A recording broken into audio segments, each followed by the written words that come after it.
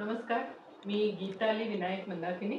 मिळून सार्वजनिक मासिकाची मी संपादक आहे. मिळून सार्वजनिक मासिकांनी विद्याबाळ अध्यासन प्रकल्प 2 हाती घेतलाय आणि यामध्ये आपण स्त्री चळवळ आणि मी या विषयावरती विविध लोकांशी गप्पा मारतो. आज आपल्याकडे हृदय मानव कवी आलेले आहेत, अशोक. Yes, thank you. तुझं खूप स्वागत आहे. Yes. आणि काय म्हणतात, लहान मूर्ती आणि कीर्ती मोठी वगैरे अशा हा. अर्थाचा हा आपला कवी मित्र आहे. तर मला पहिल्यांदा तुझ्या नावाविषयी सांग हा. की तू असं नाव का घातलंस? येस, सगळ्यात आधी मला तुम्ही आमंत्रित केलं त्याबद्दल आभार. आणि या विचारांची देवाण घेणाऱ्या संवादामध्ये मला या निमित्ताने काही व्यक्त होता येईल आणि काही शिकता येईल अशी माझी एकूणच धारणा आहे. आणि माझं नाव जे आहे हृदय मानव अशोक. हा. तर माझं ओरिजिनल नाव अशोक. हं. हृदय मानव हे मी 6वीपासून कविता वगैरे लेखन करायचो. हं. आणि शाळेच्या मॅगझिनमध्ये अनाथ आश्रमामध्ये माझं शिक्षण झालं. वडील लहानपणी वारले. तर तिथे इलाई जमादार, महबा चव्हाण यांचं कवी संमेलनाचे अध्यक्ष वगैरे होते. तर तिथे मी सगळ्यात लहान कवी होतो, 2008, 7-8च्या दरम्यान. तर महबा चव्हाणांनी मला दिलेलं हे नाव आहे हृदय मानव. आणि मग प्राणी जगत मासिक होतं एक, ज्या आमच्या हिंदीच्या मॅडम काढायचे, तेव्हा मी 8वी पुणेच वडगाव शहरीमध्ये. माझं शिक्षण वडगाव शहरीमध्येच झालं.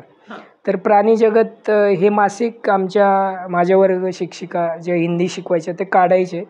तर ते हृदय मानव आपल्याला कोणीतरी, आणि अनाथ आश्रमात असल्यामुळे मिळालेली प्रत्येक गोष्ट हवीच, ते विशेष कौतुक. तर ते छापलं गेलं. त्याच्यानंतर रमेश पडवळ हे सकाळचे उपसंपादक होते पुणे आवृत्तीचे. तर त्यांनी माझ्या काही कविता छापल्या, ते हृदय मानव अशोक नावानेच. आणि 10वी नंतर आश्रम सोडायचं असतं, तो असा त्यांचा नियम. तर ते जे आपल्याकडे दाखले असतात ना, हृदय मानव अशोक, हृदय मानव अशोक वर्तमानपत्र, तर तेच लागलं पुढं. ते लागलंच तर मग आता ओरिजिनल नावाने कुणी ओळखतच नाही. ते हृदय मानव अशा पद्धतीने तो हे लागलेला आहे. तू असं म्हणालस की अनाथ आश्रमात तू वाढला. हो. तर तिथे कसं वातावरण होतं? म्हणजे आपण सारखं स्त्री पुरुष समतेच्या अंगाने बरोबर. तुझ्या आयुष्याकडे जर बघायला गेलो, बरोबर. तर तुला कसं वाटतं त्या आश्रमात स्त्री पुरुष समतेच्या अंगाने कसं वातावरण? आता स्त्री पुरुष समतेच्या दृष्टिकोनातून जर पाहिलं तर उन्हाळ्याच्या सुट्ट्यांमध्ये आम्हाला ज्या सुट्ट्या असायच्या त्यावेळेस माझी परिस्थिती तशी खूपच बेताची. तर मग काहीतरी काम करायला लागायचं आईला मदत म्हणून. तर मला तर पहिला जॉब मिळाला तो ग्रंथालयामध्ये झाड वगैरे मारण्यासाठीचा. पण तेच सकाळचे रमेश सर, त्यांचं ते लायब्ररी आनंद यात्रा ग्रंथालय पुण्यामध्येच होतं. तर मग तिथे वाचनाची आवड. मग मला हे सगळे नामदेव ढसाळ, सुरेश भट, उचल्या आणि बलूत वगैरे हे असं ते वाचायला मिळाल्यामुळे खूप गृहशोभिका आणि चित्रलेखा, मिळून साराजणी वगैरे अशी सगळी मॅगझिन्स आणि बालमित्र पण यायचं ना. तर तेव्हा खऱ्या अर्थाने थोडंसं चळवळीचं. पण कट्टू आश्रमात जर गेलात तर तशी स्त्री पुरुष समता समानता याचा तसा काय लवलेश नसायचा. कारण की आमच्या आश्रमाचं एक टाइम टेबल ठरलेलं असायचं. शिवाय ते ख्रिश्चन मिशनरींचं होतं, त्याच्यामुळे त्यांची एक प्रार्थना ठरलेली असायची. आणि मुली असण्याचा तर काही तिथे प्रश्नच नव्हता. आश्रमात नव्हतेच, ते बॉईज ओनली, सेपरेट. हां. आणि शाळेत पण आमच्या मुलं वेगळी. हां, ते बोलणं बिलणं तर प्रश्नच नाही. तर तसा तिथे का नाही आला. परंतु आश्रमामधली जी शिस्त होती त्या शिस्तीचा बाहेर पडल्यानंतर स्त्री पुरुष समतेशी धागा जुळतो. म्हणजे की आपण दुसऱ्यांशी कसं वागलं पाहिजे, त्याला त्याचा जगण्याचा अधिकार आहे. हम्म. मग आपल्याला शांतीचा संदेश आहे. कारण आम्हाला जे सांभाळणारे सर होते त्यांच्या रूममध्ये बुद्धांची फार मोठी मूर्ती होती सिंगापूरवरून आणलेली. म्हणजे ते स्वतः ख्रिश्चन. हां, ते स्वतः ख्रिश्चन, पण ते विपश्यना आनापाना असं प्रचंड त्यांना हे. आणि एकदा ध्यानाला बसलं की 2-2 तास तिथे. आणि मी आश्रमामध्ये हुशार विद्यार्थी, तर मग आमच्या जे 2-3 जण होते हुशार, तर त्यांची रूम क्लीन करणं म्हणजे जबाबदारीची कामं हुशार मुलांना. तर मग मला ते खूप भारी वाटायचं की बुद्ध मूर्ती आहे असं. तर मग तसं त्या 10वीच्या आतमध्ये असल्यामुळे तितकासा स्त्री पुरुष समानतेशी संबंध नाही आला. पण तिथे जे संस्कार झाले किंवा त्या दरम्यान जी वाचन चळवळ मी अनुभवली किंवा कविता वाचल्या केल्या तोडक्या मोडक्या. आता कुठल्याही कवीला सुरुवातीला आई वडील निसर्ग अशाच कविता सुचतात 6वी 7वीला वगैरे. पण त्याची डेप्थ खोली जी काय आहे ती वाचनामुळे लक्षात आली. आई बरोबर तुझं नातं कसं होतं? कारण तू इकडे आश्रमात राहतो. हां, आणि आई कुठे राहत होती? आई घरीच असायची. पण म्हणजे कुठे? हां, पण आईसोबतचं माझं रिलेशन म्हणजे असं एक प्रेमाचं रागाचं, पण ते सौम्य पद्धतीने जो दुरावा असतो ना, जसं की मी करंजीमध्ये जन्म झाला, बीडमध्ये. तर मी राहिलो आजीकडे, पहिलीचं आजी. तिथून आलो पुण्यामध्ये डायरेक्ट आश्रमामध्ये. आश्रमातून बाहेर पडलो तर डायरेक्ट भटकंतीच, हे काम ऑडिशन जा इकडे दे. तर आईसोबत राहण्याचा काळ फार थोडासा आला. पण उन्हाळ्याच्या सुट्ट्यांमध्ये तो जो काही संबंध यायचा. आणि माझी आई त्यावेळेस नाही, आईचं तिचं माहेर कुठलं? बीडचंच. येस, आईच्या आजोळ. आणि वडील खूप लवकर वारले. वडील आठवतात का? नाही, मला आठवतात ना, वडील आठवतात. पण ओझर ते आठवतात. म्हणजे मी वडील वारल्यानंतर डायरेक्ट दुसऱ्या दिवशीच गेलो. एकदा फक्त 4थीमध्ये ते समोर आले होते आणि त्यांनी आईला विचारलं होतं की मला आशा म्हणायचे, हा आहे का आशा. त्यांनी पण मला पाहिलं नव्हतं आणि मी पण त्यांना हे केलं नव्हतं. आणि मग आश्रमात आम्ही असताना आई कचऱ्याचं ती घंटागाडी हल्ली सोसायटीमध्ये येतात ना, ते काम करायची. तेवढी एक जाणीव असतेच आपल्याला. तर त्या अनुषंगाने पण तिला काय म्हणायचंय हे मला समजत होतं, समजतं. आणि मला काय पाहिजे हे तिला न बोलता असं आमचं म्हणजे हल्ली कसं मम्मा, तर तसं नाही काही. म्हणजे एक शांतता, धीरगंभीरपणा. हा, बोल. येस. तुझ्या मनात आई आहे ना? आता आई काय करते तुझी आई? आता आई घरीच असते. आईने आश्रमात ज्या राहिलो ना, तर मला म्हणजे मी सतत 10वीपर्यंत पहिला दुसरा सांस्कृतिक वगैरे याच्यामध्ये. तर मग आश्रमातल्या लोकांनी पाहिलं, तर मग आश्रमातल्या लोकांनी माझ्या 10वी नंतर आईला तिथे कामाला घेतलं. कारण ते त्यांचं असं म्हणणं होतं की मुलं असताना आम्ही तुम्हाला घेऊ शकत नाही, कारण त्या संवेदना, म्हणजे तिथे शिस्त असायची, मारायचे. मग ते आईला वाईट वाटेल. तर तिथं केलं. मग आईने बरंच काम केलं. त्याच्यानंतर त्याचा जो काही PF वगैरे झाला, तर मग आता 2022ला आईच्या पैशावरती घर बांधलेलं आहे लोणीकरला. तर माझं एक वाईट वाटतं की त्याच्यात माझं 0 कॉन्ट्रीब्युशन आहे, ते तिचंच आहे. आणि आता मणक्याच्या त्रासामुळे ती घरीच असते. तिला दुकान वगैरे टाकून दिलेलं आहे. अजून असं बोलणं, शांततामय बोलणं चांगलं आहे, सहजीवन चांगलं. चांगलं. शिक्षण किती झालं तुझं? माझं शिक्षण 10वी नंतर मी नाही काय केलं. 10वी नंतर परिस्थितीमुळे, आता मुळामध्ये कसं होतं की आपण याला 2 बाजू मला वाटतात की परिस्थितीमुळे नाही शिकता आलं असं आपण जी काही बोंब करतो, त्याला अशा आपल्याकडे खूप मोठी माणसं आहेत की कारण नाही द्यायचं, पण त्यांना बॅकिंग करणारी एक फळी होती. मला नव्हतं तसं. त्याच्यामुळे मग मी वेटरचं काम इथे आपलं सिटी प्राईड थिएटर नाही का हो, हो. पुण्यातलं हो, सातारा रोडचं, हो. त्याच्यासमोर वेदांत हॉटेल आहे, हो. बापकोर पेट्रोल हो. पंप, तिथं मी वेटरचं काम केलं. विमाननगरमध्ये झिरकॉन सोसायटी आहे, हो. तिथं नाईट सेक्युरिटीचं गार्ड काम केलं. नंतर एक आमच्या भागातले राजकारणी आहेत, त्यांचं मी नाव घेऊ इच्छित नाही, त्यांच्या इथं चहा बनवणं वगैरे, ऑफिस बॉय, ऑफिसमध्ये. अशी कामं केली त्या भटकीनं. पण या सगळ्यामध्ये काय सुरू होतं तर कविता चालू होती, हं. कार्यक्रम चालू होते कवितेचे पेपरमध्ये. कार्यक्रम करायचे हां regular? हां, म्हणजे रेग्युलर कार्यक्रम नाही, असं बोलवलं कुणी. कुठं जायचं? पण मी हे जे करतो ते सुप्त होतं, हो. कोणाला माहितीच नव्हतं हं, हं, की मी सिक्युरिटी करतोय की वेटर करतोय की काय. पण पेपरला द्यायच्या कविता, कार्यक्रमांना जायचं वगैरे हे चालूच होतं. हे चालू असल्यामुळे मी त्या मस्तीमध्ये, हं. मग त्या कामाची कुठली लाज वाटली नाही. असं सगळं 10पर्यंत, 10वी म्हणजे मला वाटतं 8-10 वर्षाचा काळ गेला. हो. आणि त्या नंतर हं. 2021मध्ये मला वाटतं हं. आमच्या शीतल यशोधर आहे, आमची स्नेहल सोनटक्के आहे, बाळासाहेब कदमे, ह्या सगळ्यांच्या याच्यामुळे मी 12वीची परीक्षा दिली. दिली? हां, अरे वा. 12 वर्षांनी 12वी दिली. आणि आता या वर्षी मी BA लास्ट इयर झालो. झालं ते का हां. रिझल्ट लागायचा? आता रिझल्ट लागेल, म्हणजे पास होणारच होणार आहे. हे नक्कीच आहे. काय आता येस. कुठं होणारच पास. असं. एवढा हुशार मुलगा तू. आणि हो. मला वाटतं की हे करत असताना, म्हणजे जे तू म्हणतोयस की नोकरी केली, हां शिक्षण हां, झालं. शिक्षण नाही पण केलं. या काळामध्ये माझ्या मते तुझं खूप शिक्षण झालं असेल. हां. म्हणजे माणसं वाचणं, परिस्थितीचा विचार करणं, की असं काय आहे.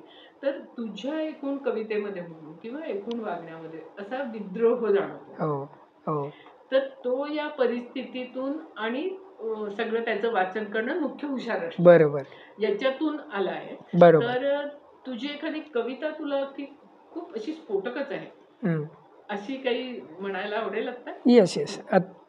तो जो विद्रोह येण्यामागचं कारण सांगितलं पाहिजे, की जसं की ह्या ज्या काही अंधश्रद्धा आहेत, हो. अंगात येणं, तुळजापूर, हो. काळूबाई, बरं. अंबाबाई, XYZ, तर माझ्या आजीच्या बीडला. वडिलांची आई, बर, ती कुठे? ती नगर जामखेड. बर. तर त्यांना तुळजाभवानी वगैरे अशा पद्धतीने, आई पण अंधश्रद्धेमध्ये. मग ते आरशावरती कुंकू हळद टाकून ते चाराने उभे करायचे. मग काळूबाईचे का अंबाबाईचे का, ज्या देवीच्या नावावर चाराने उभे राहतील त्याचं तुला आहे, मग ते हे करायचं. तर माझे वडील पोतराज होते, माझ्या नावाने कोंबडे कापले जायचे आश्रमात, असं होतं तेव्हा सुट्ट्यांमध्ये आल्यानंतर. तर हे सगळं होतं. तोपर्यंत बाबासाहेब आंबेडकर किंवा ही विचारधारा, बुद्ध, हे माहितीच नाही. फक्त जयंतीपुरतं जे औपचारिक अशा पद्धतीने ते सगळं होतं. ते कुठे थांबलं हे सगळं, तर मग वाचनाच्या त्या ह्याच्यापासून. म्हणून माझ्या फिल्म्समध्ये सुद्धा मी 2 संदर्भ जोडत असतो. म्हणजे माझ्या दीक्षा शॉर्ट फिल्ममध्ये मी देवदेव करणारी पात्र दाखवलेली, जी की माझी आईच आहे, की उपास तपास करायचा, शरीराकडे लक्ष न द्यायचं. तर हे सगळं का होतंय त्याच्या मागची जाणीव आणि लोककलेची जास्त आवड. मग ते रघुवीर खेडकरांचे तमाशे वगैरे बघायला खराडीला 2-2 वाजेपर्यंत जायचं, किंवा शंभूराजेंचं, अमोल कोल्हेंचं नाटक खराडीला वगैरे यायचं. तर अशी सगळी भटकंती, ह्या सगळ्यामध्ये विद्रोह जास्तपणे सापडला. परंतु तो विद्रोह मांडत असताना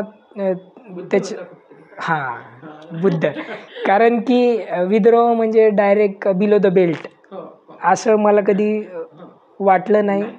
आणि एका पॉईंटला असं वाटतं की जसं आता एखादी कविता मी केलेली आहे, आपण तीच कविता 2-3-4 वेळा वाचले ना की नवीन सुचत जातं. म्हणजे आता दीक्षा शॉर्ट फिल्ममधलं माझं जे गाणं आहे ते मी जर आज लिहायला घेतलं तर असं वाटतं, अरे इथे अजून हे टाकलं असतं तर वगैरे. त्या अनुषंगाने कविता जर म्हणायचं की लक्षणं फार साधी असतात, चांगलं काम करू वाटत नाही, भावनांना पोचू दिलं जात नाही. चांगलं काम करू वाटत नाही, भावनांना पोचू दिलं नाही, फतवा काढा सापळा रचा. फतवा काढा सापळा रचा, सोबत शांती समानता मानवतेची बंदूक असू द्या.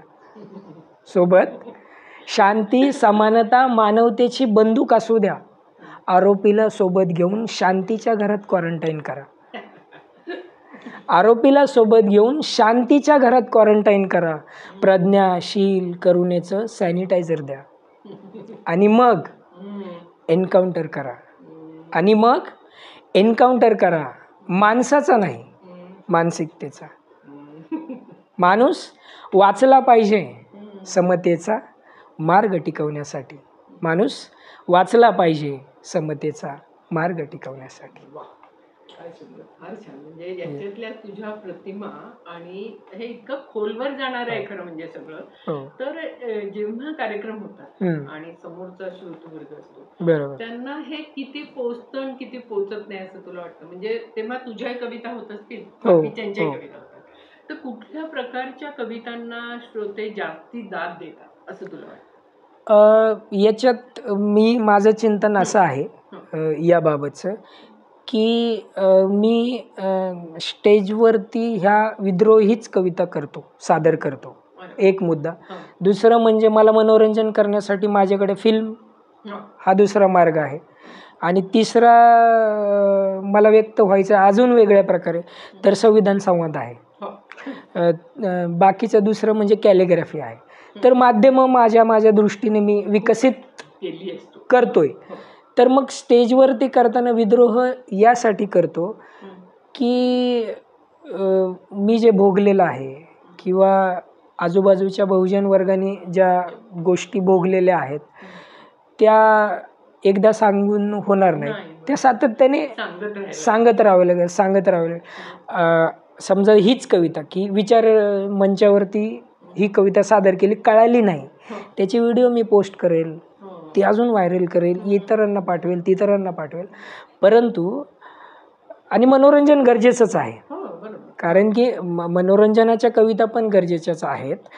पण समजा मी जर आता समजा एक शिक्का बसतो आपल्यावरती की हे विद्रोही कवी आहे किंवा सामाजिक कवी आहे, तर मनोरंजनाची कविता केली तर बऱ्याचदा माझ्या बाबतीत एक 4-5 वेळा असं झालेलं आहे की हा मग सर ते विद्रोही कविता घ्या कुठली तर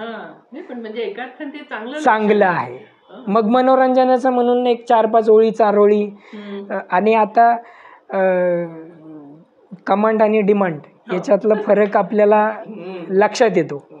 आणि मग ते लक्षात घेत असताना त्या कविता जो विद्रोह आहे तर विद्रोह मग ती सगळी सामाजिक परिस्थिती माझ्या दृष्टीने मला तरी वाटतं.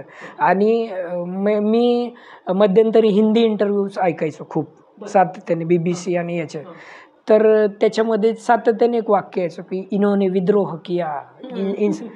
तर मी विद्रोह शब्दाचा शोध घेताना लक्षात आलं विद्रोह किया म्हणजे लढा दिला म्हणजे स्वातंत्र्याचा.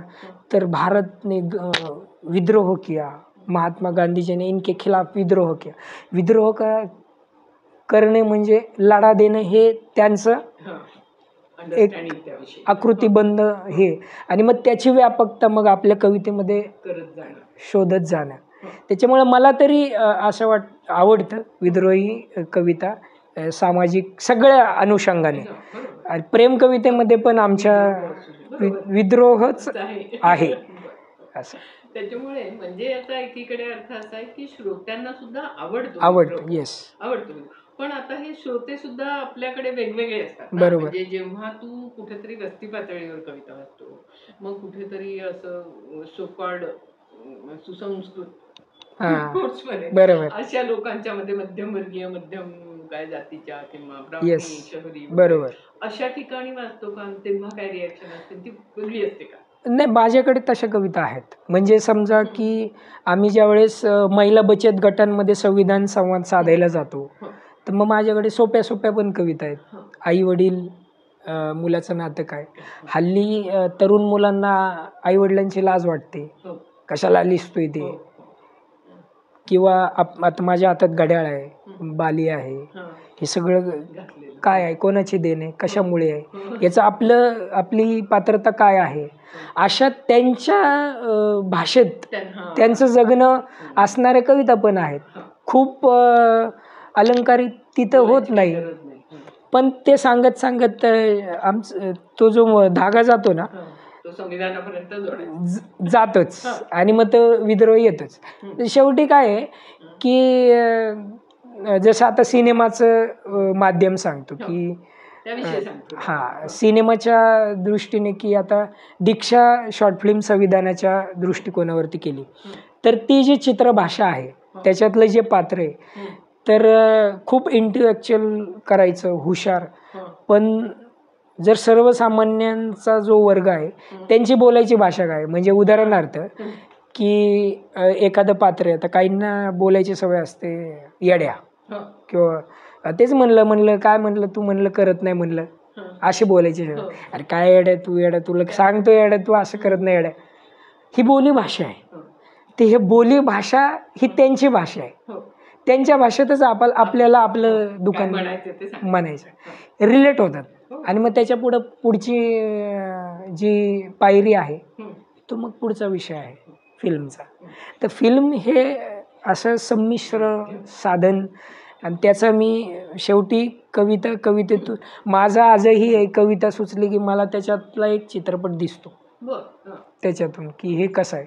आणि मग एक छान सुंदर गोष्ट येते मग ते संवाद करतो. मग गोष्टीला कुठेतरी असाच सोडून दिलेला एंड असतो त्याला. असं की असं नाही की मला आता एक कविता करायची छान 3-4 कडवे मांडायचेत, मी दुसरी चौथी लाईन जोडली, यमक केलं, झाली माझी कविता, असं काही नाही.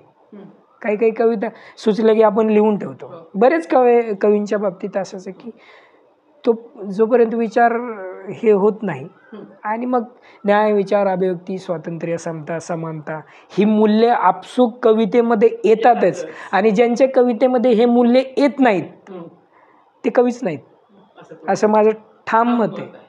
आणि तुझ्या या ज्या शॉर्ट फिल्म्स आहेत त्याचं ड्युरेशन म्हणजे किती वेळाची असते आतापर्यंत?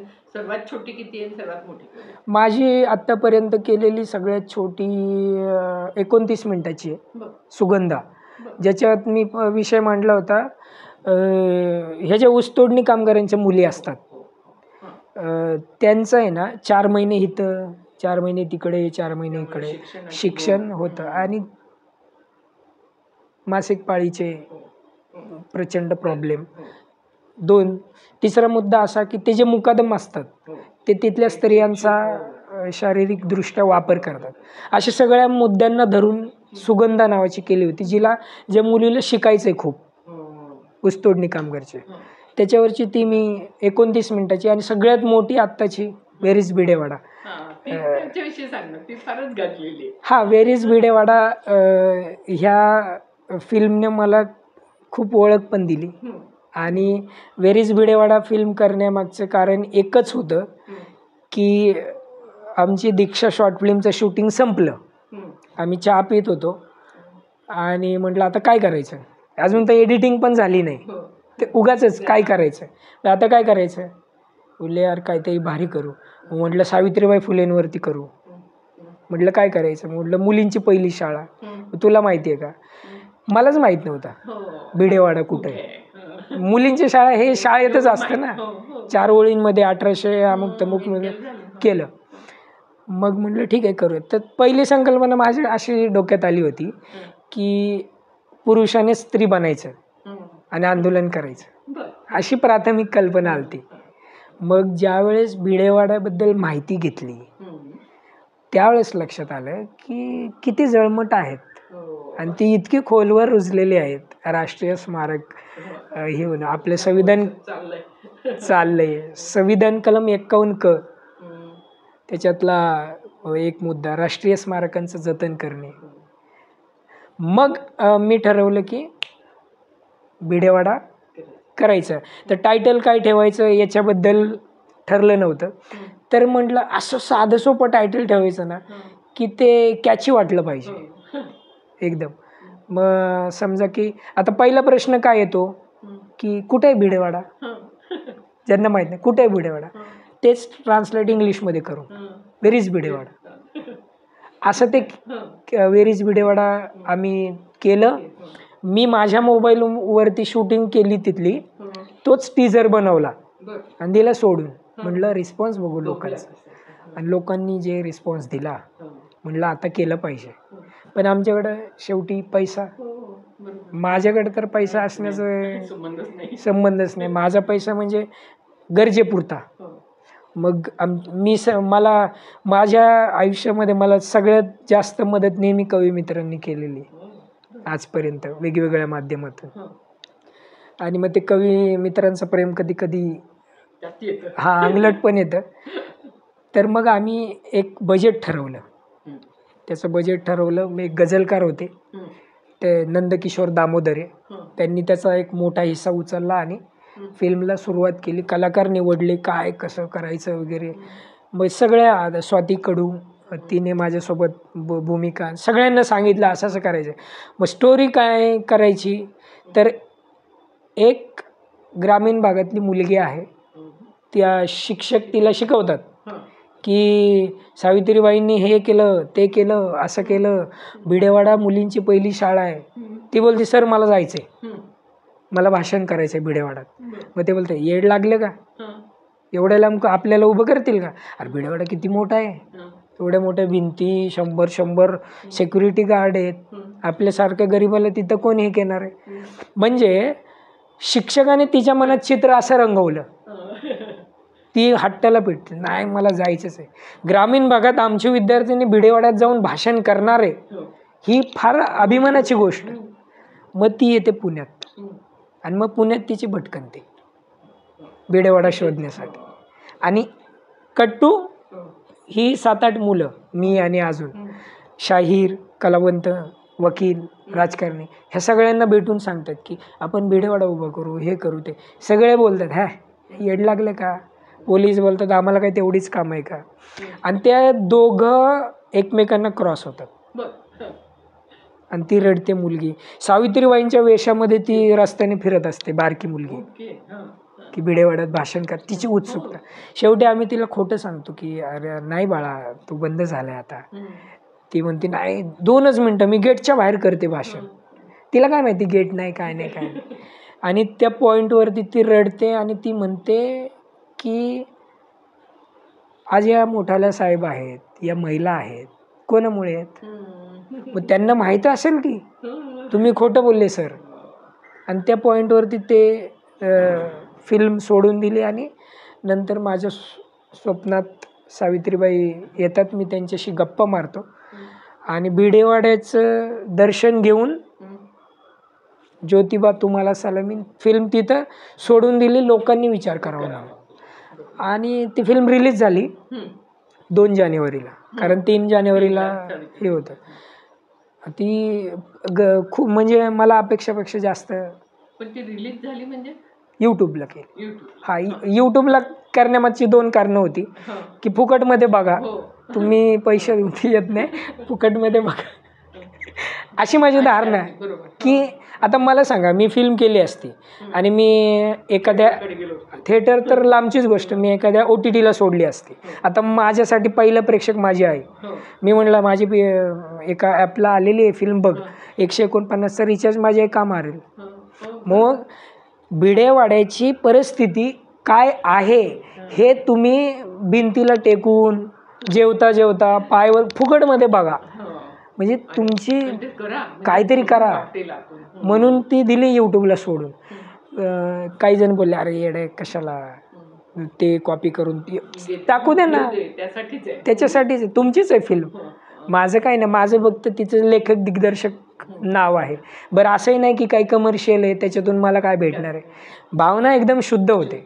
भिडेवाडा तळागाळापर्यंत पोचला पाहिजे, कारण देशामध्ये त्या लहान मुलीसारख्या कित्येक मुली आहेत ज्यांना भिडेवाडात पुस्तकातल्या 4 ओळींच्या व्यतिरिक्त माहितीच नाही, शिक्षकांना माहिती नाही. आज अथर्व शीर्ष पठण करायला 34,000 30,000 महिला जमतात, ही मोठी शोकांतिका आहे. मग त्याच्यातला तो डायलॉग खूप गाजला की भिडेवाड्याकडे पाठ करून समोर हात जोडणारी एज्युकेटेड माणसं आहोत आपण. तो इतका व्हायरल झाला की त्याच्यावर मीम्स तयार झाले. असा एकूण भिडेवाड्याचा सुंदर प्रवास आणि मला ओळख देणारा प्रवास ठरला. आणि त्याच्यातून बऱ्यापैकी बदल होतोय असं तुला एक जाणवतं? हा बदल म्हणजे मला खूप आनंदाची म्हणजे मला खूप अभिमानाची गोष्ट की इतक्या बातम्या लागल्या आणि अर्ध अर्ध पान आम्हाला कव्हरेज दिलं. कोणाकडे आम्ही गेलो नाही की सर आमची बातमी लावा. अर्ध अर्ध पान काही वर्तमानपत्रांनी टॅगलाईन दिली, कुठे आहे भिडेवाडा. पंतप्रधान आले होते नाही का, त्यावेळेस भिडेवाडा झाकलेला, कुठे आहे भिडेवाडा, अशी मोठी बातमी लावली. माझ्या मुलाखती वगैरे घेतल्या, ते तर छानच झालं. पण कुठलं हिवाळी का पावसाळी अधिवेशन झालं ना, त्याच्यामध्ये 50 कोटी ची मंजुरी केली. त्याच्यानंतर लगेच ते नारळ फोडणं, भिडेवाडा पाडणं, त्याच्यावर समित्या स्थापन करणं, महापालिकेतल्या 4 महिला न्याय ह्याच्यासाठी वकिलांची निवड करणं, त्यांनी ते लावून धरणं, हे वेगाने घेतलं. म्हणजे कितीतरी वर्ष इकडे आंदोलन आमच्यासारखी लोक करत आहे, त्याला जी गती मिळाली, माध्यमाचा जो परिणाम आहे. म्हणजे व्हिडिओ व्हिज्युअल माध्यमची ताकद. आणि मी भिडेवाडा ज्यावेळेस रिलीज झाला त्यावेळेस मी माझ्या भाषणामध्ये बोललो, ते यूट्यूबवर आहे, की भिडेवाडा फिल्म मी ज्या उद्देशाने बनवली की तो भिडेवाडा पोचावा, त्याला जो काही रिस्पॉन्स मिळाला वगैरे वगैरे, ह्या सगळ्या गोष्टीत माझी एकदम छोटीशी भूमिका आहे. म्हणजे मी लहान असेल तेव्हापासून अनेकांनी आंदोलनं केलेली आहेत. त्यांचं पहिलं स्मरण आहे, हा, त्यांची भूमिका वाटेल. अनेक तरुणांनी आंदोलनं केलेली आहेत, त्यांची भूमिका महत्त्वाची आहेत. मी फक्त शेवटचा मग सुभाष वारेंनी ते बाबा आढावांनी सुभाष वारे म्हटले की शेवटचा खेळा मारण्याचं काम हृदय मारायचं, असं खूपच महत्वाचं काम आहे हे. त्यानंतर म्हणजे आता संविधान संवादक तू आहे, तिथे म्हणजे तुझा ग्रामीण भागाशी किती रॅपो आहे? ग्रामीण भागात तू जातो का तुझं काम जास्ती करून पुणे आणि ग्रामीण भागाशी जातो, पण एक विनोदाचा भाग म्हणून सांगतो की पुण्यामध्ये अर्धा ग्रामीण भाग आहे. कारण शिक्षण वगैरे याच्यामुळे ग्रामीण भागातलीच सगळी रिक्षा, जे कष्टकरी वर्ग तो सगळा जो वस्ती पातळीवर राहणार आहे तो ग्रामीण भाग स्थलांतरित होऊन, आणि तो सुद्धा बऱ्याच अंशी शेतीमध्ये नुकसान सोसून आणि अशी सुद्धा आहे ना, म्हणजे एकूण बेकारी असणं ग्रामीण भागामध्ये आणि त्यातून इथे येणं. आणि मग मी प्रोग्राम वगैरे जे समजा आता कवितेचा कार्यक्रम असेल तर आपलं काही असं हे नाही, मला कवितेसाठी मग तिथे संविधान सांगा त्यांच्या एकात एक मिक्सअप. म्हणजे आता ही कविता एन्काउंटरची केली तर त्याची फाडाफोड करत ती संविधानाशी कशी आहे. तर ग्रामीण भागात खूप ठिकाणी, नगर, बीडमध्ये कार्यक्रम झालेले आहेत, तिकडे सिंधुदुर्गला झालेले आहेत, बेळगावला, निपाणीला, अशा ठिकाणी झालेत.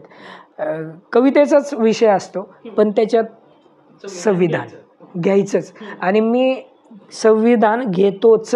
आत्ता तर फार गरज आहे. मी तर म्हणतो प्रत्येकाने त्यांच्या मनोगतामध्ये संविधान आणलंच पाहिजे, कारण आपण खूप वेगात हुकुमशाहीकडे चाललेलो आहोत. आणि संविधान तुमचंच आहे असं म्हणणार एक वर्ग आहे, मग तुमचं आहे तर आम्ही का पाळू असं म्हणणार एक वर्ग आहे. मग हा जो दुसरा वर्ग आहे ना की जाऊ दे त्यांचं आहे, तर त्यांच्यासाठी मग धर्म वरती येतो. धर्म आल्यामुळे मग त्यांचे धर्मविचारवंत, धर्मतज्ञ येतात. आणि मग तत्वज्ञ जे त्यांचे आहेत ते त्यांची नवीन सुरू होते. मग संविधानाचं काय, त्याच्यामुळे ही मूल्ये जी आहेत ती पोहोचवणी तुमची आमची जबाबदारी. त्याच्यातलं जशी हा पॉडकास्ट हा एक फार प्रभावी विषय आहे, माध्यम. आणि साध्या सोप्या संविधानाच्या बाबतचे जे काही गैरसमज, किचकट भाषा, असं तसं, पण आता आम्ही समजून घेतोय, अनेक लोक समजून घेतात. अगदी म्हणजे आम्ही आणि शीतल यशोधरांनी नर्सरीच्या मुलांसोबत आम्ही ते पहिलं म्हणलं यार काय करायचं काय, मग आम्ही चित्र काढली. याला काय म्हणतात, असे हातात गट्टी, मग याला काय म्हणतात, पोरवळची फ्रेंडशिप. मग फ्रेंडशिप म्हणजे काय, बंधुता.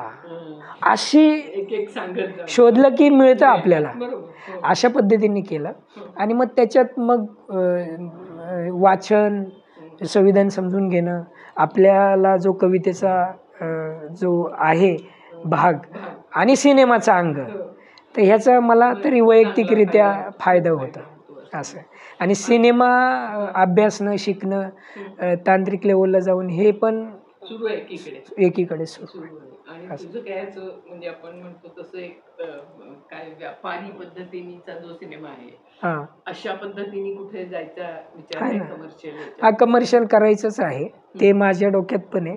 पण आता माझा कलर्स ऑफ नॅशनलिझम पुढचा जो आहे तो मी असंच भिडेवाड्याप्रमाणे सामाजिक अनुषंगाने फक्त याच्यामध्ये तांत्रिक पातळीवरती मी सिनेमॅटिकच करणार आहे. बर आणि कमर्शियल करण्यासाठी मग त्याला थोडंसं वेळ घेऊन करणार आहे. म्हणजे हरभऱ्याच्या झाडावर चढण्याचं तेवढं आपण आत्मचिंतन करतच असतो. त्याच्यामुळं मी वेळ घेऊन पण आपलं एक टार्गेट आहे कमर्शियलचं. पण ते मला स्वतःला ते खूप महत्वाचं अशासाठी वाटतं की काही काही वेळेला असं होतं की आपली मूल्य आपले विचार आपण आपल्याशी बोलत राहतो. बरोबर. आणि समाज कुठतरी चाललेला असतो चालेल. वेगळीकडे. येस. त्याच्यामुळे कमर्शियल सिनेमामध्ये जर आपण हे बोललो आणि त्यांच्या भाषेत बोललो बरोबर. म्हणजे त्यांच्या भाषेत बोलत बोलत आपला विचार फेरणं हे जे स्ट्रॅटेजी म्हणून वापरायला पाहिजे हे माझ्या मते आता तुमच्यासारख्या तरुणांना हे पटलेलं आहे. बरोबर. म्हणजे जे परिवर्तनवादी चळवळीतले आहेत ना. बरोबर. तर असे कितपत तरुण आहेत असं तुला वाटतं रे की खरंच जे पोटातून वाटते त्यांना की अरे हे चुकीचं चाललंय बरं का आता जे राजकारण आहे किंवा देशाची जी परिस्थिती आहे आर्थिक परिस्थिती असेल सामाजिक असेल सांस्कृतिक असेल तर ती बदललीच पाहिजे असं वाटणारे तरुण आहेत का नाही आहे?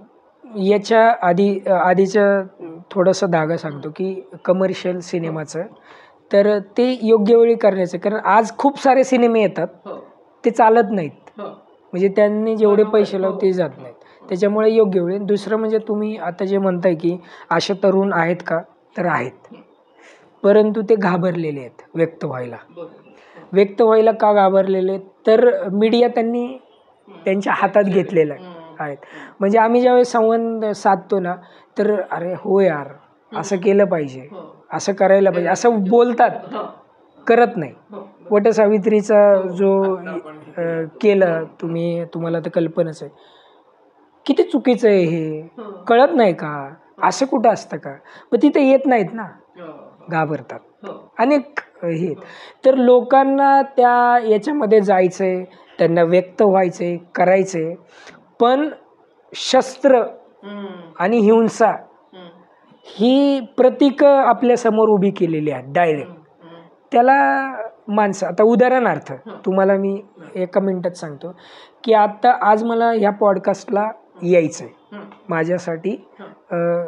मी पत्ता शोधत वगैरे आलो पण माझ्या घरी काहीतरी प्रॉब्लेमच झाला आणि तो प्रॉब्लेम माझ्यासाठी महत्त्वाचा आहे घराचा. मग मी तिकडे जाणार मी इकडे येणार नाही. मग जाता घराचा प्रॉब्लेम काही असेल गॅस संपला वगैरे वगैरे पण घरी पोहोचेपर्यंत मला असं लक्षात आलं की अरे माझी आईच आजारी आहे. मग मला घरच्यापेक्षा महत्त्वाचा प्रॉब्लेम आईचा वाटला. मग माझं घरी जाणं थांबलं पॉडकास्टला जाणं थांबलं. सध्या हे केलेलं आहे तुमचे अडथळे निर्माण केल्यामुळे काय अरे मी यार तिकडे नाही येऊ शकत माझ्या शाळेचे प्रॉब्लेम माझं फीचा प्रॉब्लेम आहे माझं कामावर सुट्टी नाही. तुमची भूकच मारली आहे. मग भूक मारल्यामुळे काय आर्थिकच नाही. आर्थिक झाला माणूस गरीब होतो गरीब झालं की लाचार. हे सगळं केलेलं आहे आणि ह्याच्यातून सुटण्यासाठी आहे ना संविधानिक मार्गाने बोलावं लागेल व्यक्त व्हावं लागेल. त्याच्यासाठी एकत्र मग ही तरुण येतात आहे पण त्याची गती कमी आहे आणि हळू पण आहे संख्याही कमी. मग त्याच्यासाठी मतदान मग पुन्हा बॅक टू संविधान जो अधिकार दिलेला आहे. तर मतदानाची जनजागृती करणं म्हणजे मग जसं आपण म्हणतो ना की आता मला एखादे पुस्तक मी काय सांगितले पुस्तकामध्ये किंवा तुम्ही सांगितलात की हृदय मानव मला एक ब्ल्यू प्रिंट दे अशा प्रोजेक्ट असं. संविधानाची ब्ल्यू प्रिंट आहे ना प्रस्ताविका ती समजून घ्या. ती समजून गेली की सगळे मूल्य समजतात. समता समजते. स्त्री चळवळ आणि समता स्त्री चळवळ आणि न्याय स्त्री चळवळ आणि ह्या सगळ्या गोष्टीला व्यापकतेने आपण पाहतो. तर हे गरजेचं आहे. म्हणून बेसिकपासून सुरुवात. गेल्या 75 वर्षात तितकंसं संविधान दुर्दैवाने नाही शिकवलं गेलं आणि आत्ता तर भयानकच अवस्थेमध्ये आहोत आपण. आणि ते कसं आहे की जसं आपण सुद्धा म्हणतो की संविधानातली मूल्य हम्म. शब्द माहित नसतील हां पण ते स्पिरिट त्या हां पद्धतीने वागणं हे बरेचसे लोक करत करत असतात, साधी असतात. माणसं येस सुद्धा. येस. पण आता जो तूच म्हणतोय की राजकारणात जो काही हम्म. एकदम एवढा मोठा झाला म्हणजे पूर्वी काही राजकारण फार मोठं चांगलं होतं वगैरे असं काही आपण नको अजिबात म्हणूया. नाही. बरोबर. आपल्याला माहित आहे की कसं करप्शन होतं आणि काय वगैरे. पण तरी सुद्धा आता तुला असं दिसतंय का की तरुणांना हे आता पटलंच आहे की पक्षीय राजकारणामध्ये जाऊन काहीतरी संसद आणि विधानसभेमध्ये काहीतरी आपल्याला करायला पाहिजे, अशा पद्धतीने काही एक जोर लागतो आहे असं वाटतंय का? राजकारण इतकं म्हणजे काय म्हणतो आपण असं झालेलं आहे की ताब्यातच गेलंय ना की पैशाच्या मोहात किंवा हिंसाचार गुंडांच्या त्याच्यामुळे काही हतबलच आहेत लोक आणि काही नको राजकारण असं बोलताय. हां, लोक हातबलच आहेत. मी एक झूम मीटिंग झालती आपली, मला वाटतं तुम्ही असाल त्याच्यामध्ये. त्याच्यात मी माझं असं मत होतं की तरुणांनी, आता बरेच तरुण काय म्हणतात आहे ना, राजकारणाशी नको बाबा, माझं ते काय नाही, कारण ते तिकडे बरबटलेलं आहे तेवढं. तर माझं असं मत होतंच की राजकारणामध्ये तरुणांनी 100% झालं पाहिजे. किंवा जर तुम्ही एखाद्या पक्षाचा एखाद्या संघटनेचा अजेंडा चालवत असाल तर आम्ही तुमचं काम करतो, आम्हाला 1-2 जागा द्या, आमचं स्थान आम्हाला काय. परंतु राजकारणामध्ये गुंड मवाली आणि म्हणजे मी ह्या कलर्स ऑफ नॅशनलिझममध्ये एक सीन मांडलेला आहे. त्याच्यातलं थोडंसाच भाग सांगतो की राजकारण्यांची मुलं इंग्लिश मिडियममध्ये वेल सेट शिकतात, डायरेक्ट परदेशातून येतं, डायरेक्ट पदावर बसतात है ना. तर मी त्याच्यात असं मांडलेलं की कार्यकर्त्यांची मुलं राजकीय लोकांच्या मदतीने परदेशात जातात आणि डायरेक्ट येऊन पदावर बसतात, कार्यकर्त्यांची मुलं. असं ते शक्यच नाही ते होणं, पण चित्रपटात मांडू शकतो आणि तो होण्यासाठी बराच काळ. तर मला याच्यातून हे सांगायचं आहे की एखादा व्यक्ती जर आमदार झाला की मग त्याची मावशी, मुलगा, वहिनी, बायको, पिढ्या त्याच्यामध्ये, आणि कार्यकर्ता कट्टर समर्थक राहतो, त्याला जात नाही. मग त्याचं शिक्षण, त्याची भूकमार, तुम्ही माहिती असेल सत्यशोधकमध्ये थिंक टँक नाटकामध्ये मी विषय मांडला की कार्यकर्ता माझी काय अवकात आहे, मी काय करणार आहे नुसतं. साहेब बोलले इकडं, येस, साहेबांनी एक व्हिडिओ क्लिप टाकली, झालं व्हायरल करणार, हीच कार्यकर्ता म्हणून. पण तू जेवलास का, तुझं शिक्षण किती आहे, तुझी आई कशी आहे, काय नाही विचारत. आणि आपण त्याच्या आहारी गेलेलो आहोत. म्हणजे साहेबांनी जर बोललं, अरे कसा आहेस साहेब, मला बोलले बरं का, सेल्फी. आता आज कुठली पण बाईट काढा, त्याच्या पाठीमागे 4-5 चेहरे असतात आणि तुम्ही निरीक्षण करताय किती खोटं हसतात ते अशा पद्धतीने, कारण ती आहारी गेलोत आपण. म्हणजे आपण त्यांना देवत्व बहाल केलेलं आहे. आपण ज्यांची बौद्धिक क्षमता ह्या संविधानिक मूल्यांमध्ये बसतच नाही, त्यांना देवत्व बहाल केल्यामुळे आम्ही संविधानिक मूल्यांपर्यंत पोहोचत नाही. मग आमचं राजकारणात आणि इथल्या व्यवस्थेमध्ये स्थानच नाही. हे देवत्व संपवण्यासाठी पुन्हा मग संविधानच.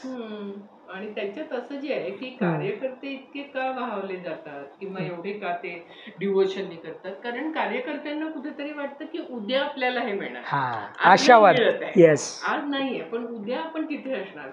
आणि ही जी पॉसिबिलिटी तयार झाली आहे लोकशाहीमध्ये, लोकशाही असल्यामुळे, हुकुमशाही असती तर वाटलं 100%, लोकशाही असल्यामुळे पॉसिबिलिटी तयार झाली, त्यामुळे लोक जास्तीच म्हणजे वाईट झाले.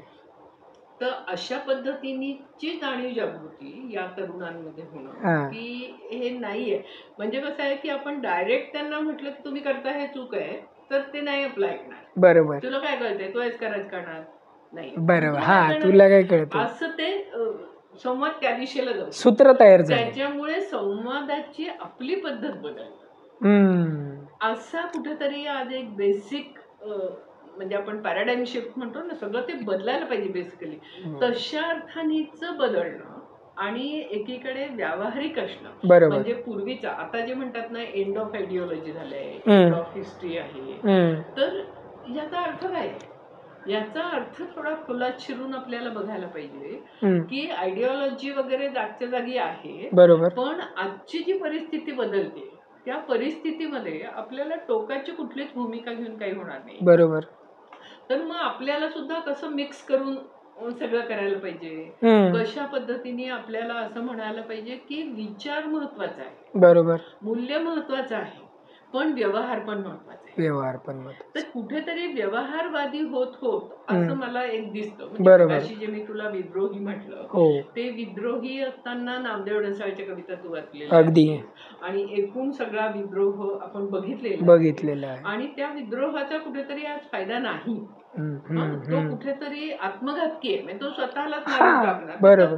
व्यवस्था बदलायला काही फायदा नाही. काही फायदा तर नाही. हे एकीकडे तुमच्यासारख्या तरुणांना कळलंय, बरोबर, असं मला वाटतं. Yes yes. तर त्याच्यातले असे तरुण तुम्ही कलेक्टिव्हली काहीतरी ठरवणं, म्हणजे कसं होतंय काही काही वेळेला आता आपल्याला परिवर्तनवादी याच्यामध्ये तर खूप दिसतं की प्रत्येक वेगवेगळी बेट आहेत, संस्था म्हणजे माणूस असं बऱ्यापैकी झालेलं, त्याच्या मागे 10 माणसं नाही. राजकारणातही तेच झालं.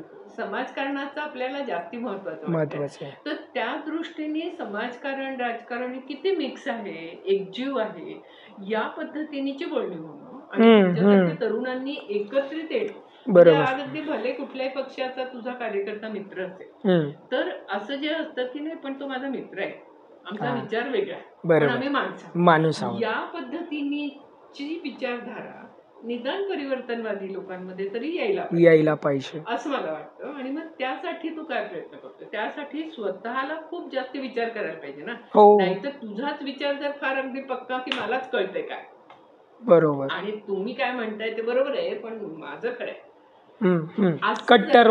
येस. तर कसं करावं? जसं आता तुम्ही तो मुद्दा मांडला ना की मला उद्या फायदा होईल राजकीय. मला ते माझ्या आईचा किस्सा आठवला. ज्यावेळेस मी त्या राजकीय इथे चहा ऑफिस बॉयचं काम करायचं, तर माझी आई म्हणायची मोठ्या लोकांना धरून राहा फायद्यासाठी, मग ते धरून राहा त्याच्यावर. आणि आता की कट्टरतेकडे जायचं नाही, पण मैत्री तोडायची नाही. मैत्री न तोडणे, विचारधारेचा सन्मान करणं, म्हणजे तो बंधुता मूल्यांशी धागा आला. आता याच्यामध्ये मला असं वाटतं, मी जो प्रयत्न करतो की तुमच्यामध्ये मतभेद ज्या दृष्टिकोनातून होतात त्याच्या मागचा एक सौम्य धागा हा त्याचा धर्म आणि जात असतो. ऑब्विसली की वर्ग असतो की याचा गरीब श्रीमंत मध्यम, आणि जो तळागाळातला वर्ग आहे त्याला परिवर्तन पाहिजे त्याला, पण त्याला उद्या काय करायचंय भ्रांत आहे, जगण्याची त्याची भ्रांत आहे. मध्यमवर्गीयांचं असतं की त्यांना वेडेच आहे, हे काय बातम्या आहेत का, बंद कर, हा वर्ग आहे. आणि एक वर्ग जो आहे तो अरे आपल्याला प्रबोधन करायचंय, त्याचा एक भाग कट्टरतेकडे चाललेला आहे डायरेक्ट. म्हणजे ह्यानेच बदल होतो. ही भूमिका चुकीची आहे, निश्चितच चुकीची आहे. तर मी या पातळीवरती प्रयत्न करतो की माझा जास्तीत जास्त मित्र परिवार हा तरुण वर्ग असला पाहिजे. आणि आम्ही संविधान संवाद साधत असताना आम्ही शाळा केंद्रबिंदू केलेले आहेत. शाळा केंद्रबिंदू केल्यामुळे आज माझ्या शाळेत काय घडलं ही मुलं पालकांना सांगतात.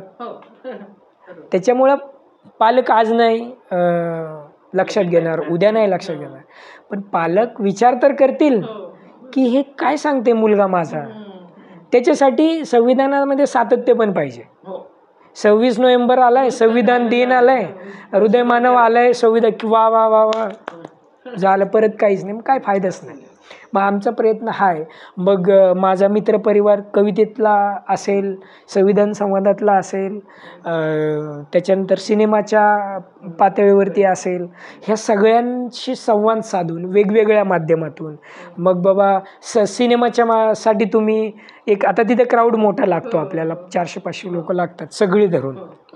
मग ते आलेत, मग आपण काय करतोय, कशावर करतोय, संविधानावर करतोय. अच्छा, मग संविधान का जगण्याशी, तुम्हाला तुमचं सगळ्या हक्क अधिकार आहेत घरापर्यंत, परंतु एक सोसायटीमध्ये समाज म्हणून आपण प्रेझेंट होत असताना आपल्या ह्या मूलभूत गोष्टी आहेत, ह्या गोष्टी. हा मग तुला माहिती आहे का रे, हो वाचलं होतं मी. म्हणजे काही लोक म्हणतात अरे मी कविता करायचो पण लग्न झालं, संसारात रमलो आणि संपलं. मला आठवलं की तुझं लग्नाचं काय, तुझं आता वय काय आहे? माझं आता 29. हा, लग्नाविषयी काय विचार केला? लग्नाविषयी अजून विचार नाही केला. विचारच नाही केला. अरे बापरे, फार म्हणजे लग्नाचे नाही विचार म्हणजे लग्नाचे विचार कुठल्याही तरुणांना एका टप्प्यावर येतच. पण मी असं की नाही, असं ठरवलं नाही की आता ह्याच वर्षी लग्न झालंच पाहिजे. आत्ता माझा एक रेंगाळाला प्रोजेक्ट जो आहे तो पूर्ण करणं हे फर्स्ट, कारण लक्ष कारण ते केलं करणं झालं तर मग पुढे पाहता येईल सगळं, असा एक दृष्टिकोन आहे. पण एकूण तू इतका विचार करणारा मुलगा आहे, स्वतःचं लग्न असू दे, पण एकूण लग्न या संस्थेविषयी तुझं काय म्हणते? म्हणजे काय दिसतं तुला आजूबाजूला जेव्हा नवरा बायकोंची नाती बघतो आपण, आणि एकूण काय काय दिसतं त्यावेळेला, किंवा आता अगदी हगवण्याचं प्रकरण हुंडाविषयी आहे किंवा डोमेस्टिक व्हायलन्सच्या केसेस असतात, बरोबर. तर या सगळ्या बघून तुला काय वाटतं की लग्न ही संस्था काय आहे? म्हणजे आता ती आउटडेट होत चालली आहे का? लग्न ही संस्था आउटडेट होत चालली हे तर बरोबरच आहे, पण ते पूर्ण पण नाही. आता उदाहरणार्थ की मी ग्लासाने पाणी पिलो तर त्याला ग्लास म्हणतात, कपातून चहा पिलो त्याला कप म्हणतात. तसं एक मुलगा मुलगी अधिकृतपणे एकत्र येतात त्याला लग्न म्हणतात, अशी एक धारणा आहे. परंतु मग त्या लग्न परंपरेचे त्यांच्या रीतिरिवाज रूढी परंपरेने एक कॉलम केले, म्हणजे त्याची एक वीट तयार केली, मग त्याच्यावर तो शिक्का वगैरे हे सगळ्या आपल्याला माहितीच आहे, त्याचे खोलात जात नाही मी. परंतु लग्न ही विवाह संस्था ज्या विचारधारेने ग्रासलेली आहे, जो कमरपट्टा त्याला लागलेला आहे तो रूढी परंपरेचा आहे. रूढी परंपरेचा बदल अलीकडच्या काळामध्ये हा माझ्याकडे काय आहे इथपर्यंत आलेला आहे, आणि त्याला समांतर पातळीवरती जो वेल एज्युकेटेड आणि समाजाकडे माणूस म्हणून बघणारा वर्ग त्याला बंधुतेच्या दृष्टिकोनातून पाहतो.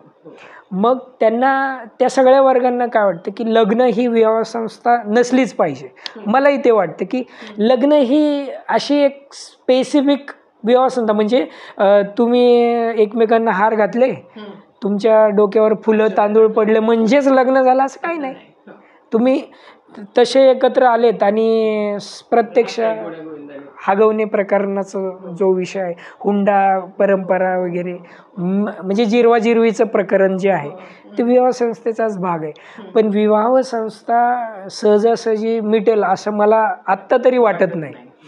पण त्याचं योग्य दिशेने जर काम केलं तर ते 100% संपेल. त्याच्यामध्ये प्रेम, बंधुता, त्याचा तो ओलावा निर्माण होईल. त्याच्यासाठी हे सगळं डोक्यातून काढलं पाहिजे. वरमाई मामा, बूट चोरायचे, हळद लावायची किंवा मेहंद्या रंगवायच्या, 2-4 कलवरे येतील, घोड्यावर बसायचे, लिंबू बांधायचे, जेजुरीला जायचे, उचलून घ्यायचे, लंगर तोडायचंय, ह्या आनंदाच्या गोष्टी आहेत काही लोकांसाठी. खूप आहेत, काही नाही, खूप जास्ती लोकांसाठी त्या आनंदाच्या गोष्टी आहेत. आणि त्याच्यामुळे एकीकडे थोडं असं पण होतं ना की लोक म्हणतात अरे पर्याय द्या आम्हाला, नक्की उत्सव हवाय, आम्हाला नक्की सगळं साजरं करायचंय, कारण बऱ्याचशा लोकांना खोलात जायचं, महोत्सव करा, येस, म्हणजे शांतता नको आहे, कारण विचारच करायचा नाहीये त्यांना, तर जे आहे ते. आणि त्याच्यात पुढे जाऊ द्या ना. म्हणजे मग मला काहीतरी बदलाची जी माणसाला भीती वाटते त्याच्यातून सगळं होतं. हां, आणि प्रश्न असाही होतो की मावशीने त्याच्या पोराचं काय धुमधडाक्यात लग्न केलं, किंवा माझ्याच मग माझं मनवीत जमीन. तेच हा. तर त्याच्यामध्ये पण मला असं वाटतं की ही बदलाची प्रक्रिया आत्मसात करण्यासाठी माझ्या दृष्टीने मी एक मुद्दा मांडतो की आपल्या म्हणजे माझ्या वयाची जी मंडळी आहेत त्या प्रत्येकाच्या घरामध्ये 3 पिढ्या आहेत. हो. आजी आजोबा, आई वडील आणि मी. आजी आजोबा काय म्हणतात, जे मागून चालत आलंय तेच पुढे होणार. आई वडील काय म्हणतात, पोरं शिकली पाहिजेत, पण आई वडिलांनी सांगितलेलं कसं. आणि आम्ही काय म्हणतो की अरे आता तसं काय नसतं रे, कम ऑन चिल, अशा पद्धतीने. पण एक संस्कार आहेत आपल्याला आई वडिलांची जपणूक करणं. आणि मग आजी तुला काय कळते त्याच्यातलं. आजचा तरुण हा बदलाच्या प्रक्रियेच्या उंबरट्यावरती द्विधा मनस्थितीमध्ये, त्याला कळतच नाही काय करायचं. तो शिक्षण घेतोय पण अर्थार्जन, पैशासाठी तो शिक्षण घेतो, पैसा काम मिळवणं वगैरे. आणि कुठलंही बघा, शेवटी हे जे काही आहे ना मॅरेथॉन सारखं आहे. सगळे एकाच वेळेस पळतात, दमले की बसतात. शेवटी जो सातत्य ठेवतोय तो जिंकतो. आणि हे सातत्य मला वाटतं ह्याच्यात थोडासा बदल करा. म्हणजे सातत्य ठेवण्यासाठी त्यांना सांगावं लागेल की हे किती गरजेचं आहे. आणि आत्ता मला असं वाटतं 2014 नंतर आपण 25-30 वर्ष मागे गेलेलो आहोत. आणि खूप जरी पण आता वाईट वाटतं की रंगांच्या माध्यमातून, प्रतीकातून कसं सगळं चाललेलं आहे. आता पुन्हा 25 वर्ष नव्यानं प्रबोधन करायचं हे वाईट पण खूप वाटतं. आता तुमच्यासारखे मार्गदर्शक आहेत, वारे सरांनी हे त्यांनी एका पॉईंटवरती आणून ठेवलं होतं सगळ्यांना. आणि आता आपण त्या सापशिडीच्या खेळासारखे 25 वर्ष खाली आलोय झापकन. आणि आता परत खचायचं नाही, उभं राहून करायचं आहे. पण तिकडे धार्मिक चळवळ चालू असणार आहे, ही सगळी संकटं असणार आहेत. तर मला असं वाटतं की भारत हा मला माहितीनुसार तरी जगातला धर्मनिरपेक्ष असलेलं एकमेव राष्ट्र आहे. म्हणजे त्याला असा स्वतःचा धर्म नाही. जसे काही इस्लामिक राष्ट्र आहे, बौद्ध राष्ट्र आहेत, ख्रिश्चन राष्ट्र आहेत. तर हे असताना भारत इतकं सुंदरतेनं संविधान मानवी मूल्यांचं आहे. पण आम्ही विचार करतो ना की एवढं वर्ष मागे गेलोत ना आपण की यार कसं पुढे जायचं आता. आणि काही छोट्या छोट्या गोष्टींनी, अंधश्रद्धेने आता दुर्घटना झाली, भगवद्गीता जळालेलं त्याचं. तो आहेच म्हणजे मुद्दा. त्याच्यामुळे मला अजून पण एक असं वाटतं ना की धर्माकडे आपण सुद्धा थोडं वेगळ्या पद्धतीने आता जे बघायला लागलो आहे की लोकांची धर्म ही गरज आहेच. आणि आताच्या सुरक्षित वातावरणात तर ती फारच त्यांना वाटते. त्याच्यामुळे धार्मिक आणि धर्मांध याच्यामधली लाईन आपण समजून घेऊन जे साधी धार्मिक माणसं आहेत त्यांना त्यांचं करू द्या. जे अंधश्रद्धा नाही आहेत गोष्टी किंवा शोषण न करणाऱ्या गोष्टी, ते कर्मकांड त्यांना करू द्या. काय होतंय की आपण मुळापर्यंत जातो आणि मग सगळ्याच गोष्टीत विषमता आहे ना सगळ्याकडे. त्याच्यामुळे आपण मग काहीच नको म्हणतो आणि मग आपण काहीच देत नाही. म्हणजे काहीच नको म्हटल्यानंतर आपल्याला इमिजिएट लोकांच्या मनाला जे भावेल आणि स्पर्श करेल त्या गोष्टी सांगता यायला पाहिजेत. पण आपण मानसशास्त्र तेवढे शिकलेले नाही आणि आपल्याला शिकू पण दिलेले नाही. हे एक राजकारण आहे. त्यामुळे हे जर आपण समजून घेतलं की अरे आपल्याला मानसिकता कळत नाहीये अजून बरं का लोकांची, आपण लोकांना नावं ठेवण्यात अर्थ नाहीये.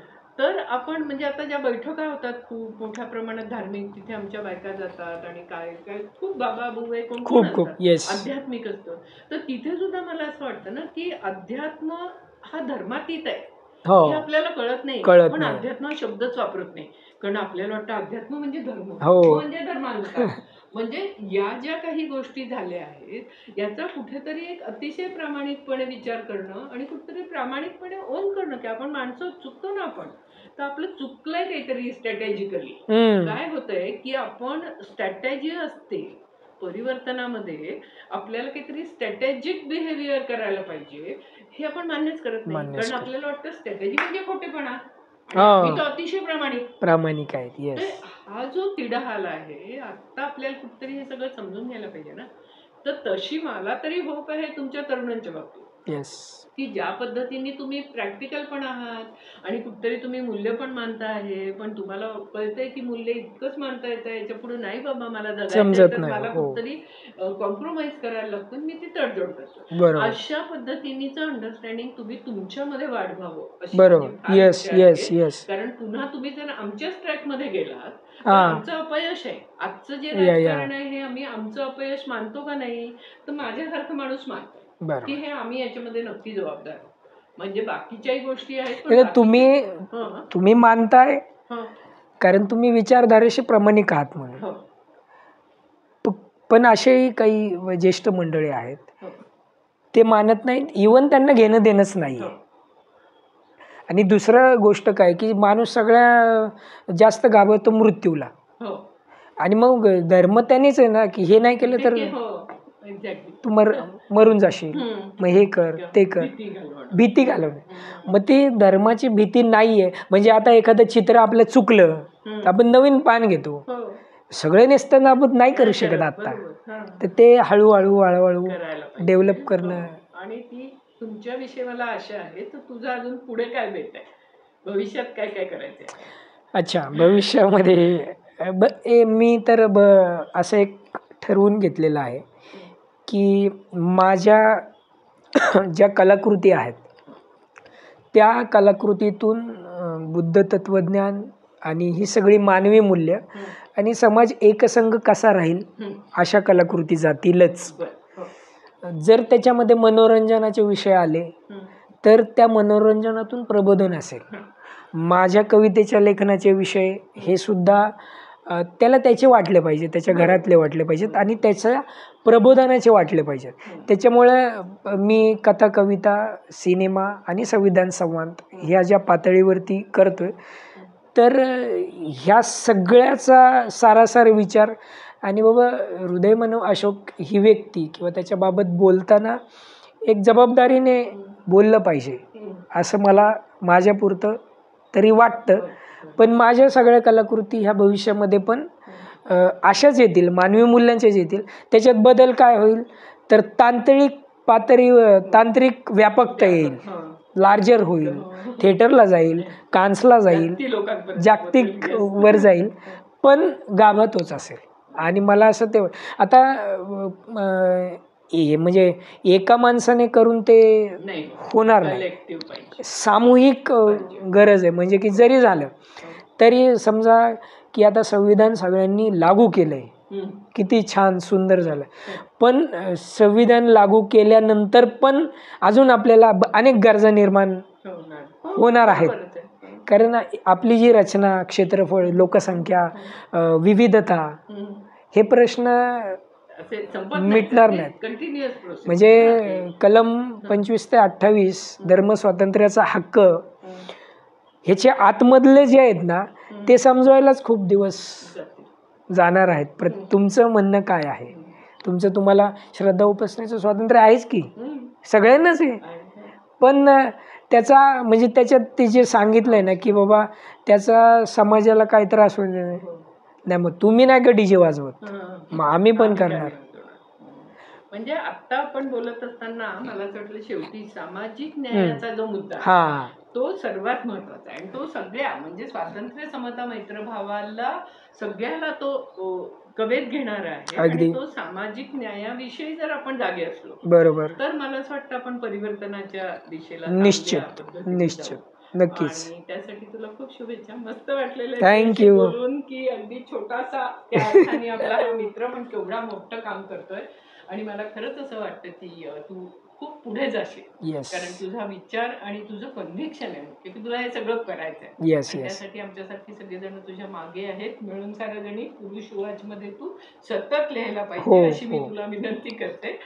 आणि आपण बघूया. मला मजा आलेली आहे तुझ्याशी बोलत असताना. अजून खूप काही बोलायचं शिल्लक आहे आणि ते आपण पुन्हा केव्हा तरी बोलूया असं मला वाटतं. नक्कीच. आणि मी तुम्ही सांगितलं पण होतं अनेकदा वेळा ते लिहिण्यासाठी, पण मी लिहील. आणि मला ह्या वेगवेगळ्या विषयावरती तुमच्याशी बोलता आलं हे खूप इंटरेस्टिंग असतं की 2 पिढ्या एका केंद्रबिंदू विषयावरती संवाद साधतात. शेवटी माझं काही अज्ञान असू शकतं. तुमच्याकडून मला बऱ्याच गोष्टी येस मिळतात. तुम्ही मला हे विचारपीठ दिलं आणि व्यक्त करता आलं त्याबद्दल थँक्यू. धन्यवाद. आमचा हा व्हिडिओ तुम्हाला आवडला असेल तर लाईक करा, शेअर करा आणि मिळून साऱ्या जणीचं यूट्यूब चॅनल सबस्क्राईब करा. धन्यवाद. थँक्यू.